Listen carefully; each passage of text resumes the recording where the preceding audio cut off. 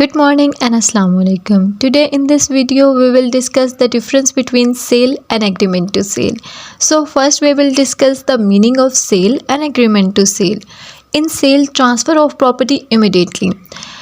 Cell के agreement में property means जो होता है वो ओनरशिप होती है, ना कि पोजीशन।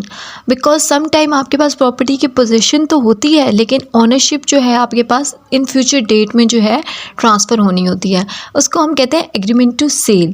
लेकिन सेल के एग्रीमेंट में ये कंपलसरी होता है, मैंडेटरी होता है कि आपके पास प्रॉपर्टी की पोजीशन भी हो या ना हो, ये ज़रूरी नहीं है, लेकिन आपके पास उस प्रॉपर्टी की ओनरशिप होना ज़रूरी है, तभी जो है एक सेल का एग्रीमेंट जो है वो कंप्लीट होता है, एग्जीक्यूट होता है।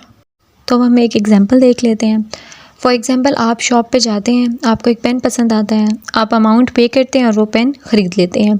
तो यहाँ पे जो ओनरशिप है वो इमीडिएटली आपको ट्रांसफ़र हो गई है, तो इसको हम कहते हैं कॉन्ट्रैक्ट ऑफ सेल।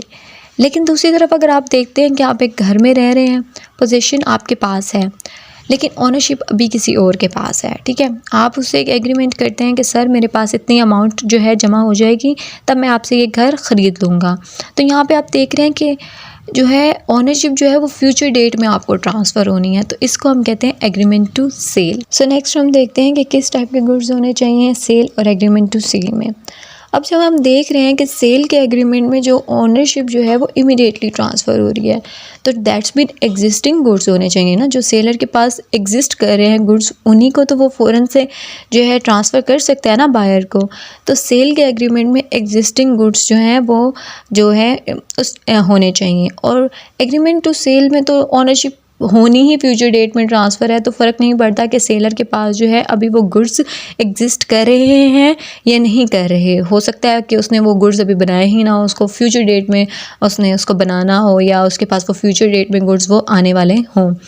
और सेकेंड हम देखते हैं कि रिस्क कौन होल्ड करता है।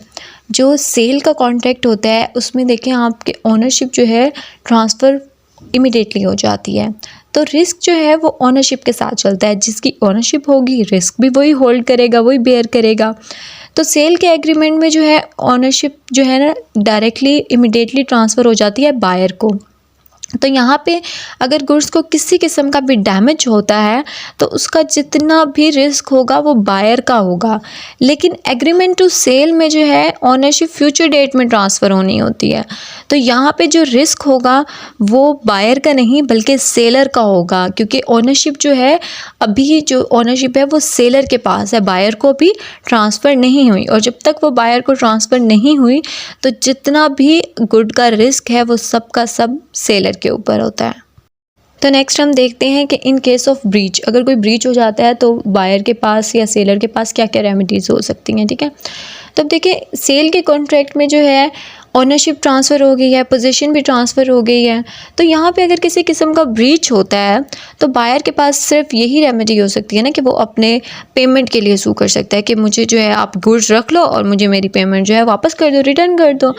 लेकिन हम एग्रीमेंट टू सेल में अगर हम देखते हैं तो यहाँ पे तो ना पोजीशन ट्रांसफ़र हुई है अभी, ना ओनरशिप ट्रांसफ़र हुई है, तो यहाँ पे सिर्फ ये हो सकता है ना कि बायर को जो भी लॉस हुआ है, जो भी डैमेज हुआ है, कि वो उसके लिए कह सकता है कि मुझे नुकसान हुआ है, आप ब्रीच कर रहे हो, अब आप एग्रीमेंट को फुलफिल नहीं कर रहे, तो आप जो कोई वजह से जो भी मुझे डैमेज हुआ है, जो भी आप मुझे नुकसान हुआ है, आप मुझे उसकी भरपाई करके दो, ठीक है। यहाँ पे सिर्फ अपने डैमेजेस के लिए उसको सू कर सकता है। नेक्स्ट जो है हम देखते हैं, if the buyer default and not making the goods the seller have a right to sue the good. वो कहते हैं कि सेल के एग्रीमेंट में अगर बायर जो है वो डिफ़ॉल्ट कर देता है और गुड्स की जो है वो डिलीवरी नहीं लेता, तो सेलर के पास ये राइट होता है कि वो बायर को सू कर सकता है। और एग्रीमेंट टू सेल के अंदर क्या होता है कि if the buyer has failed to take the delivery of the goods the seller have right to sue. अगर जो है एग्रीमेंट टू सेल में बायर जो है डिलीवरी नहीं ले रहा गुड्स की, तो सेलर के पास ये राइट है कि वो उसको डैमेजेस के लिए सू कर सकता है, बिकॉज़ यहाँ पे उसने अभी जो है ओनरशिप तो नहीं दी थी ना बायर को, तो इस वजह से वो उससे अमाउंट के लिए नहीं बल्कि डैमेजेस के लिए उसको जो है सू कर सकता है कि आपकी वजह से जो मुझे नुकसान हुआ है, मैंने तो अब जो है वो गुड्स जो है वो तैयार कर लिए हैं आपके लिए, तो अब आप अगर नहीं ले रहे तो मुझे जितना भी लॉस हुआ है आपके एग्रीमेंट का ब्रीच करने की वजह से, तो आप वो उसके लिए मुझे कंपनसेट करो। सो नेक्स्ट हम देखते हैं the difference between right in rem and right in personam. तो सेल के कॉन्ट्रैक्ट में क्या होता है, the buyer have a right to use the goods because he is the sole and the true owner of the property. Sale के agreement में जो है बायर के पास ये राइट होता है कि वो गुड्स को यूज़ कर सकता है, बिकॉज वो उसका ट्रू ओनर है प्रॉपर्टी का, उसके पास ओनरशिप है तो वो यूज़ कर सकता है। लेकिन एग्रीमेंट टू सेल में क्या होता है, The sale agreement between seller and buyer does not give the right to use the good until the possession is transferred. अभी पोजेशन ट्रांसफ़र ही नहीं हुई सेलर टू बायर, तो बायर के पास ये राइट नहीं है कि वो गुड्स को यूज़ कर सके।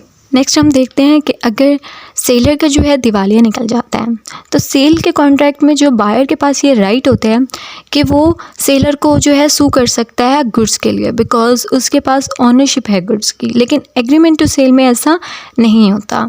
नेक्स्ट जो स्लाइड्स दी गई हैं उनमें इन्हीं जो पॉइंट्स हैं इनको मज़ीद जो है डिफ़ाइन किया गया है। आप अपनी मज़ीद अपने माइंड में एक इमेज क्लियर करने के लिए उनको भी देख लीजिएगा।